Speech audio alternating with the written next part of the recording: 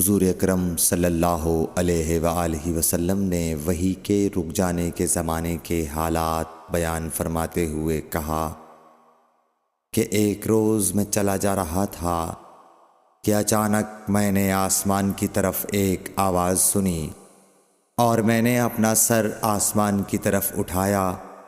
کیا دیکھتا ہوں کہ وہی فرشتہ جو میرے پاس غار حرا میں آیا تھا وہ آسمان و زمین کے بیچ میں ایک کرسی پر بیٹھا ہوا ہے۔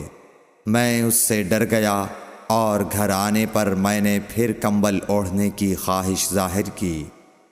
اس وقت اللہ پاک کی طرف سے یہ آیات نازل ہوئیں، اے لحاف اوڑھ کر لیٹنے والے، اٹھ کھڑا ہو اور لوگوں کو عذاب الہی سے ڈرا، اور اپنے رب کی بڑائی بیان کر، اور اپنے کپڑوں کو پاک صاف رکھ اور گندگی سے دور رہ۔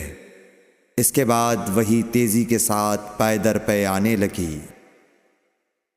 صحیح بخاری حدیث نمبر 4۔